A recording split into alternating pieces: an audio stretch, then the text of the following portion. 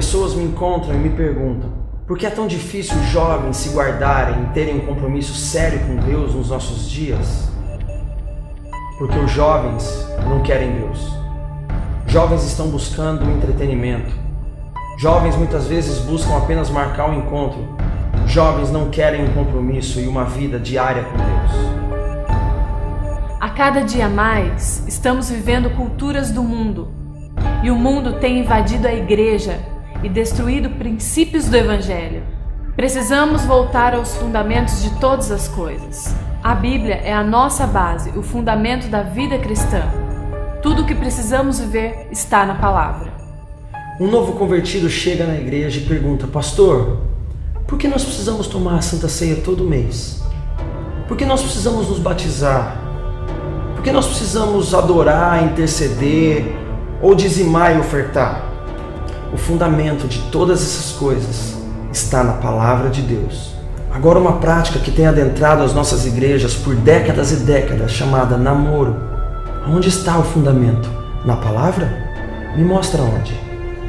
Onde temos na palavra um exemplo de dois jovens que começam um relacionamento e no início tem apenas beijinhos, mas o beijinho vira um beijão.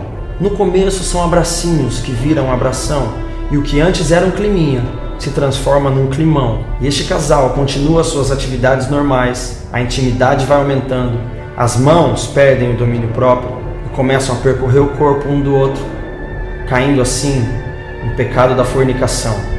Seguem sem tratar o seu pecado, sem confessar o seu pecado e domingo após domingo continuam tocando no louvor da igreja, continuam ministrando às nossas crianças, até que chega o momento em que eles consumam o que começaram lá atrás e caem no pecado da relação sexual fora do casamento. Um casal que faz isso agrada ao Senhor? Ou isso não acontece nos namoros dentro da igreja? Será que estamos falando de uma utopia? De um sonho? De uma ilusão? Infelizmente, não. Temos ido a muitas cidades da nação brasileira e a história se repete. Será que não percebemos a estratégia do inimigo? Por que o namoro dá tanto problema dentro da igreja? Um jovem com seus 18, 19, 20 anos, onde tem o maior vigor, onde ele pode gastar força e energia adorando a Deus, ganhando amigos para Jesus, investindo, se capacitando e cumprindo o seu chamado rumo ao destino que Deus tem para ele. Nessa hora, esse jovem começa um namoro e a sua vida com Deus começa a ficar inconstante. Neste momento, ele troca a presença de Deus por prazeres da carne, momentos passageiros de desejos pecaminosos, andando segundo os padrões corrompidos deste século.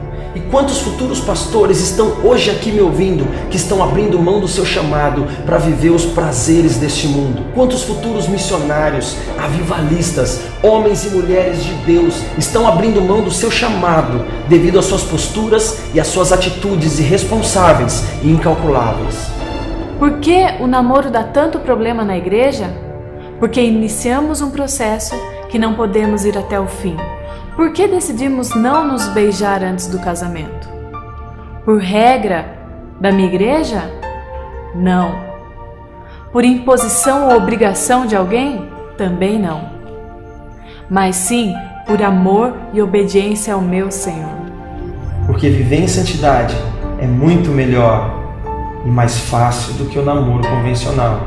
A nossa decisão foi se guardar de toques e carícias que naturalmente iriam nos levar para uma relação sexual. O beijo nos envolve, nos leva para um outro nível de intimidade.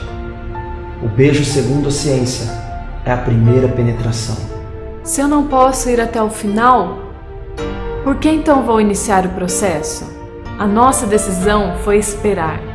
A nossa decisão foi confiar no Senhor e aguardar até o momento em que o pastor disse: agora sim, o noivo pode beijar a noiva. Pensa comigo, o namoro não faz muito sentido dentro da igreja. Se na nossa vida nós precisamos matar a cada dia a nossa carne, pois a palavra diz que a carne milita contra o espírito. Então por que vamos ficar dando pequenas porções para que ela não morra totalmente? Então, por que insistimos em viver dentro da igreja um padrão que é do mundo, de pessoas que não conhecem a Deus?